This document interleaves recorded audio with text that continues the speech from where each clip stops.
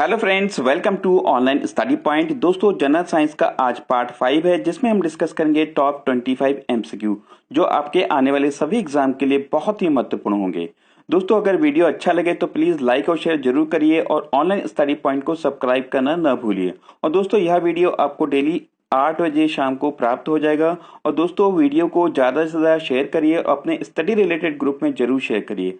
अगर आप लोग कोई भी स्पेसिफिक एग्जाम की तैयारी कर रहे हैं तो आप लोग कमेंट बॉक्स में जरूर बताइए। उसके हिसाब से मैं क्वेश्चन का स्टैंडर्ड धीरे धीरे बढ़ाता जाऊंगा। चलिए स्टार्ट करते हैं आज का सेशन। और आज का पहला क्वेश्चन है, निम्न में से किसकी खेती के लिए पौधों का प्रतिरोपण यानी कि ट्रांसप्लांट किया जाता है। ठीक है, देखिए इनमें से जो है किसका जो है ट्रांसप्लांट किया जाता है। तो देखिए ये है प्याज यानी कि अनियन की खेती के लिए हम जो है पौधों का ट्रांसप्लांट यानी कि प्रतिरोपण करते हैं। देखिए ट्रांसप्लांट या प्रतिरोपण क्या होता है, इनकी किसी भी खेती के लिए किसी भी जो पौधों को एक स्थान से निकालकर दूसरे स्थान पर जो लगाने की प्रक्रिया होती है उसको हम ट्रांसप्लांट कहते हैं। अब इस फिगर में देख रहे होंगे इस तरह की जो है छोटे पौधों को जो है निकालकर दूसरी जगह लगाया जाता है प्याज की खेती के लिए। कई बार इसमें छोटे छोटे जो प्याज होते हैं उसको भी लगा दिया जाता है। ठीक है, तो ये चीज भी याद रखेंगे। अगला क्वेश्चन देखते हैं, जैव विकास यानी कि बायो डेवलपमेंट को सर्वप्रथम किसने समझाया था। तो देखिए सर्वप्रथम जो है जैव विकास को समझाया था लैमार्क ने। ठीक है, ऑप्शन नंबर ए यहाँ पे करेक्ट हो जाएगा। तो देखिए लैमार्क एक जर्मनी के जो है फ्रांसीसी वैज्ञानिक थे। और देखिए इन्होंने ही सबसे पहले केशुरुकी और अकेशुरुकी जीवों में डिफरेंस बताया था और इन्होंने ही सर्वप्रथम जो है इनवर्टिब्रेट शब्द का प्रयोग किया था। देखिए केशुरुकी या अकेशुरुकी, देखिए केशुरुकी वे प्राणी होते हैं जिनमें जो है बैकबोन होते हैं कि रीढ़ की हड्डी पाई जाती है, वो केशरुकी कहते हैं या वर्टिब्रेट कहलाते हैं। ठीक है, और अकेशरुकी जिनको हम इनवर्टिब्रेट कहते हैं, इनकी जिनमें जो है बैकबोन नहीं होता है। ठीक है, और देखिए लैमार्क ही ऐसे व्यक्ति थे जिन्होंने जीव और पौधे के अध्ययन के लिए सबसे पहले बायोलॉजी शब्द का प्रयोग किया था 1802 में। और देखिए कि लैमार्क ने अपना सिद्धांत जो प्रतिपादित किया था 1809 में अपनी पुस्तक फिलोसॉफी जूलिक में किया था। ठीक है, ये सारे इंपॉर्टेंट पॉइंट्स है, आप याद रखेंगे लैमार्क के बारे में। अगला क्वेश्चन है, अमोनिया उत्पादन के हैबर विधि में उत्प्रेरक वर्धक के रूप में कार्य करता है। तो कौन सा चीज इसमें है उत्प्रेरक वर्धक का कार्य करती है। तो देखिए यहाँ पे है मोल्बिडेनम जो है अमोनिया के हैबर विधि में प्रयोग किया जाता है उत्प्रेरक वर्धक के रूप में। ठीक है, अब इस फिगर में देख रहे होंगे ये है, यहाँ पे देखिए कि ये इस विधि में यहाँ पे मोल्बिडेनियम का प्रयोग किया गया। ठीक है, देखिए यहाँ पे जो यहाँ पे फर्स्ट ऑप्शन में दिया है क्यूप्रिक क्लोराइड। देखिए क्यूप्रिक क्लोराइड ये क्लोरीन गैस बनाने की डीकेन विधि में इसका जो है प्रयोग किया जाता है उत्प्रेरक के रूप में। देखिए उत्प्रेरक क्या होता है, जिसको हम इंग्लिश में कहते हैं कैटलिस्ट। किसी भी रासायनिक अभिक्रिया के जो क्रिया है उसकी में जो परिवर्तन करता है उसको हम उत्प्रेरक कहते हैं। जब किसी क्रिया रासायनिक क्रिया के जो वेग को बढ़ा देता है तो उसको हम कहते हैं उत्प्रेरक वर्धक, और अगर उसकी वेग को कम कर देता तो उत्प्रेरक रोधी कहते हैं। ठीक है, तो ये इंपॉर्टेंट चीजें आप याद रखेंगे। अगला क्वेश्चन देखते हैं, निमोनिया रोग शरीर के किस अंग को ग्रसित करते हैं। तो देखिए कल भी मैंने बताया था कुछ चीजें और आज भी मैं इसको रिपीट कर रहा हूँ कि निमोनिया से कल हमने बात की थी टिटनेस से। ठीक है, आज हम बात कर रहे हैं निमोनिया रोग। तो निमोनिया रोग से जो है फेफड़ों को जो है प्रभावित करते हैं और तंत्रिका तंत्र से जो है टिटनेस जो है प्रभावित होता है। आंत और यकृत के बारे में देखते हैं। तो देखिए आंत से जो है टाइफाइड के रोग से आंत में को प्रभावित होता है आंत, और जो पोलियो के संक्रमण से यकृत जो है प्रभावित होती है। देखिए जो हमने बात किया निमोनिया, तो देखिए निमोनिया रोग के लक्षण क्या क्या होते हैं, इसमें खांसी, सीने में दर्द, बुखार, सांस लेने में कठिनाई, ये सारी चीज जो है निमोनिया के लक्षण हैं। अगला क्वेश्चन देखते हैं, दूध का रंग किसकी मौजूदगी के कारण थोड़ा पीला रंग होता है। तो देखिए दूध में जो रंग होता है वो हल्का पीलापन, ये कैरोटीन के कारण होता है। और देखिए एक और चीज है, गाजर में जो लाल रंग होता है वो भी कैरोटीन के कारण ही उसका रंग जो है लाल होता है गाजर का। देखिए दूध में जो सफेद रंग होता है वो किसके कारण होता है, वो कैसीन के कारण होता है। कैसीन नामक एक प्रोटीन पाया जाता है दूध में जिसके कारण इसका रंग सफेद होता है। ठीक है, और गाजर का जो लाल रंग वो भी कैरोटीन के कारण होता है। नेक्स्ट क्वेश्चन देखते हैं, निरीसंसस यानी कि ब्रूटल प्राणी कौन सा है निम्न में से। तो देखिए इनमें से भी ब्रूटल प्राणी यानी कि वो कछुआ है। ठीक है, तो ये चीज ध्यान रखेंगे कि ब्रूटल इसको एक तरह से ऐसे ब्रूटल है नहीं, लेकिन इसको माना जाता है एज ए, हम बायोलॉजी में अगर पढ़ते हैं तो ये निरीसेंसस कहते हैं, ठीक है।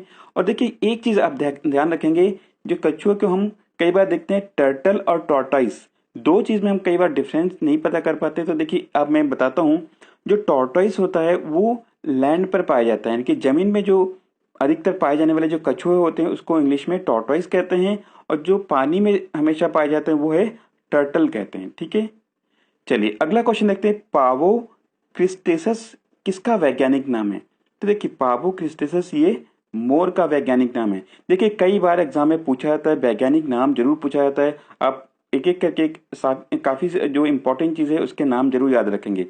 मेढक का नाम है राना टिग्रिना, पैंथेरा टाइग्रिस, और कुछ इंपॉर्टेंट नाम है जैसे मनुष्य का होमो सैम्पियंस हो गया, कुत्ते का हो गया कैनिस फैमिलियर्स हो गया, बिल्ली का हो गया फेलिस डोमेस्टिका, मक्खी का हो गया मास्का डोमेस्टिका, और गाय का हो गया बॉस इंडिकस। तो ये कुछ इंपॉर्टेंट चीजें आप जरूर याद रखेंगे। अगला क्वेश्चन देखते हैं, पानी का अधिकतम घनत्व किस ताप पर होता है। तो देखिए कल मैंने बताया था कि 4 डिग्री सेल्सियस पर, अभी यहाँ पे ऑप्शन दिया केल्विन में दिया हुआ है, ठीक है। तो हमें बताना है, इसका राइट आंसर ये है 277 केल्विन होता है, और इस पे जो पानी का घनत्व सबसे अधिक होता है, ठीक है। जैसे मैंने बताया था कि जो टेम्परेचर के साथ साथ जो ताप बढ़ने के साथ साथ उसका घनत्व बढ़ता है, लेकिन उसकी जो मात्रा है क्वांटिटी है वो कम हो जाती है, ठीक है। तो हम देखते हैं कि 4 डिग्री सेल्सियस पर पानी की मात्रा कम है परंतु उसका घनत्व सबसे अधिक होता है। अगला क्वेश्चन देखते हैं, तेज हवा वाली रात्रि में ओस क्यों नहीं बनती है।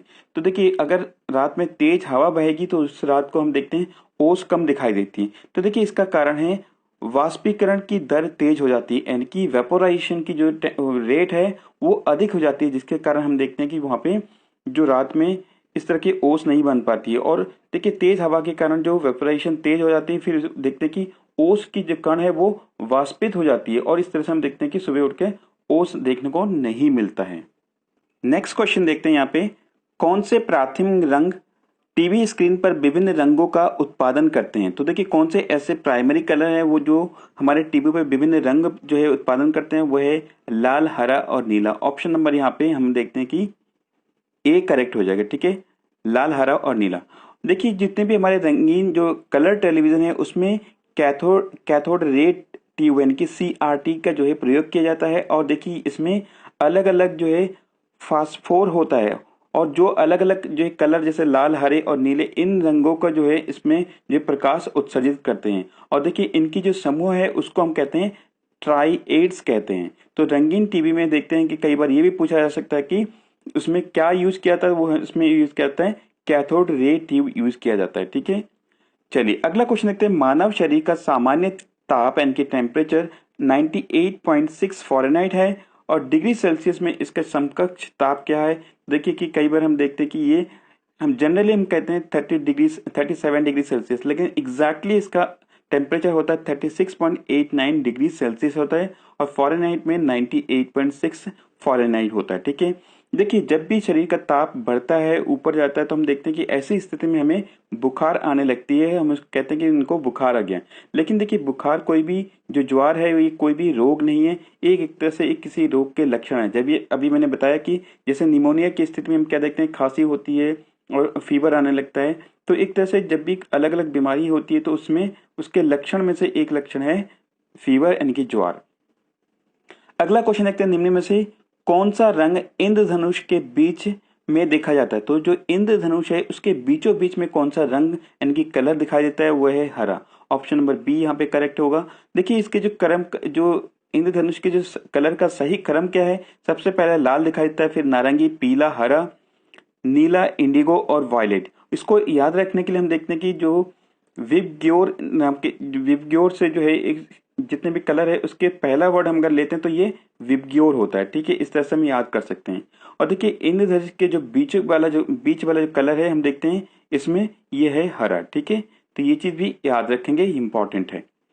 अगला क्वेश्चन देखते हैं, पीसा की झुकी मीनार क्यों नहीं गिरती। तो देखिए इसका मेन कारण क्या है कि अगर इस तरह से झुकी है तो वो क्यों नहीं गिरती। तो देखिए इसका कारण है टावर के गुरुत्वाकर्षण के केंद्र के माध्यम से खड़ी रेखा इसके आधार के भीतर आती है, यानी कि जो गुरुत्वाकर्षण का जो केंद्र है उसके आधार के भीतर ही आती है, इनकी अगर इस तरह से जाएगा तो ये यहाँ पे कहीं पे गुरुत्वाकर्षण का जो केंद्र होगा जिसकी वजह से ये नीचे नहीं गिरती है। लेकिन कहा जा सकता है कि जो है अगर इससे थोड़ा सा हल्की और ये झुक जाएगी तो एक टाइम ऐसा भी आएगा कि उसका जो गुरुत्वाकर्षण केंद्र जो है अलग स्थिति में होगी और उस स्थिति में ये गिर भी सकता है। ठीक है, तो ये चीज ध्यान रखेंगे। गुरुत्व के का जो केंद्र है माध्यम से लंबवत रेखा उसके आधार पर आती है जिसके कारण वो अभी भी स्थिर खड़ी हुई है।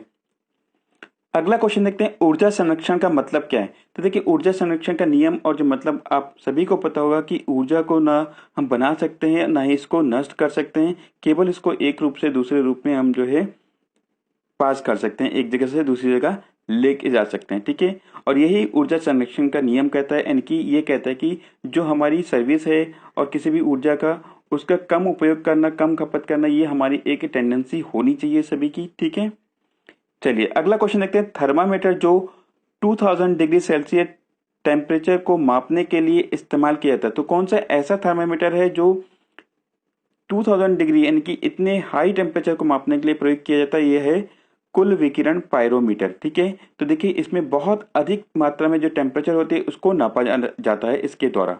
और देखिए इसमें विशेष रूप में जो चलती हुई वस्तु या किसी भी सतह के माप के लिए अनुकूलन है, यानी कि जिसको पढ़ा नहीं जा सकता उसको इस विधि के द्वारा हम माप सकते हैं इसका टेम्परेचर, कुल विकिरण पायरोमीटर।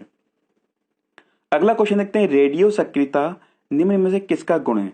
तो देखिए रेडियो सक्रियता ये किसका गुण है, तो देखिए ये है नाभिक का है। ठीक है, देखिए एक चीज और ध्यान रखेंगे, रेडियो से अगर बात रही तो देखिए रेडियो धर्मिता की जो खोज की थी वो किसने की थी, वो हेनरी बैक्यूरेल ने की थी। ठीक है, और रेडियो धर्मिता की जो यूनिट है इसकी खोज की थी मैडम क्यूरी ने, इसकी खोज की थी।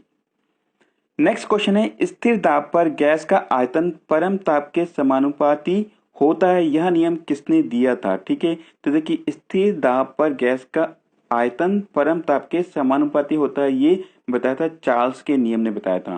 देखिए यहाँ पे एक इंपॉर्टेंट नियम आप ध्यान रखेंगे, एवोगाड्रो का जो परिकल्पना है ये कई बार पूछा गया है। तो देखिए ये है समान दाब और ताप पर गैसों के समान आयतनों के जो आयतनों में जो अणुओं की संख्या होती है ये समान होती है, यानी कि उसका दाब समान है, उसका ताप समान है और उसमें जो गैसों के जो समान आयतन में अणुओं की संख्या जो है वो समान रहेगी हमेशा। ठीक है, ये एवोगाड्रो ने बताया था।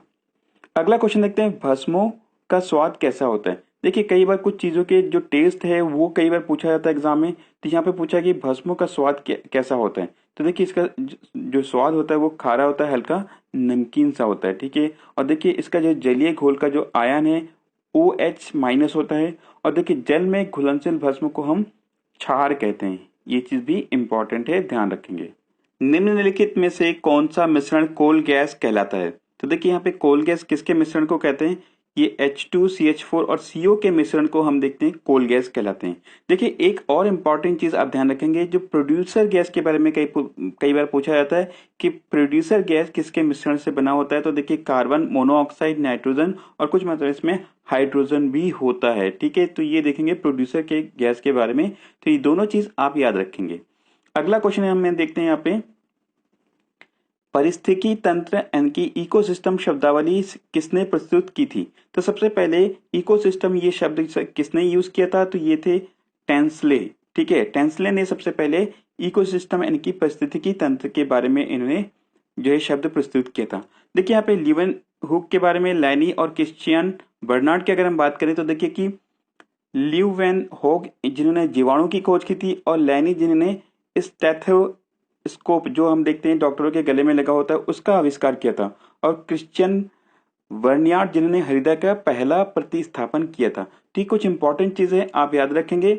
अगला क्वेश्चन देखते हैं, परिस्थितिकी तंत्र के दो घटक कौन से हैं। तो देखिए अभी परिस्थितिकी तंत्र के बारे में बात की थी, अब यहाँ पे बताया कि इसके दो घटक कौन से हैं। तो देखिए इसके मेन दो घटक हैं, जैविक और अजैविक, यानी कि इसमें जो जीवित चीजें और अजीवित चीजें भी आती है। देखिए परिस्थितिकी तंत्र होता क्या है, देखिए किसी भी स्थान पर दिए गए, जैसे हम देखते हैं कि किसी भी क्षेत्र में रहने वाले जो जीवित वस्तु हैं, जैसे पौधे हो गए, जीव जानवर हो गए, और इसके अलावा कुछ निर्जीव चीजें भी होती है, जैसे मौसम, पृथ्वी, मिट्टी, सूर्य, ये सारी चीज मिलकर किसी एक जगह पे हम देखते हैं एक परिस्थिति तंत्र बनाते हैं, और इसलिए इसका मेन घटक है जैविक और अजैविक। अगला क्वेश्चन देखते हैं, निम्न में से कौन सा ऊतक घाव भरने में सहायक होते हैं? तो देखिए घाव भरने में सहायक होते हैं एपिथेलियमी ऊतक यानी कि टिश्यूज, ये हमारे एक तरह से घाव भरने में सहायक होते हैं। देखिए एपिथेलियमिक ये एक तरह से सुरक्षा कवच के रूप में कार्य करती है। देखिए यहाँ पे ऑप्शन है दूसरे में वसामय ऊतक यानी कि जो टिश्यूज है वसाज यानी कि फैटी जो ऊतक होते हैं वो हमारे शरीर को गर्म रखने के लिए जो है उत्तरदायी होते हैं, यानी कि वो हमारे शरीर को गर्म रखते हैं।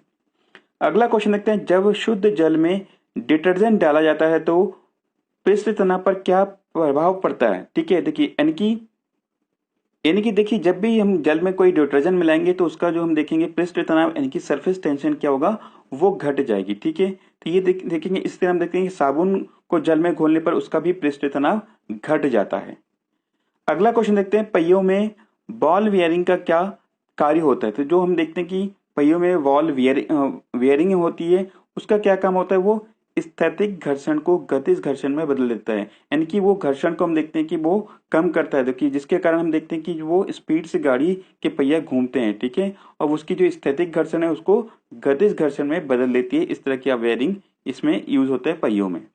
और आज का लास्ट क्वेश्चन है, जे जे थॉम्सन को किसकी खोज के लिए भौतिकी में नोबेल पुरस्कार प्राप्त हुआ था? देखिए इन्होंने देखिए सबसे पहले इन्होंने इलेक्ट्रॉन की खोज की थी। ठीक है, ऑप्शन नंबर सी यहाँ पे करेक्ट हो जाएगा, जे जे थॉम्सन। आप सभी को पता होगा। तो देखिए जे जे थॉम्सन ने इलेक्ट्रॉन की खोज की थी जिसके लिए उनको नोबेल पुरस्कार दिया गया था। ये जब प्रोटॉन की खोज किसने की थी? ये रदरफोर्ड ने। न्यूट्रॉन की खोज चैडविक ने, और न्यूक्लियस की खोज की थी रॉबर्ट ब्राउन ने। तो ये सारे इंपॉर्टेंट चीज, कई बार इस तरह के आविष्कार पूछे जाते हैं एग्जाम में। अब आपके लिए आज का क्वेश्चन है, पारा का मुख्य अयस्क क्या है? तो देखिए पारा का मुख्य अयस्क ये आपको कमेंट बॉक्स में बताना है। और दोस्तों वीडियो को ज्यादा से ज्यादा शेयर करिए, लाइक करिए। Thank you for watching this video. Have a wonderful day ahead.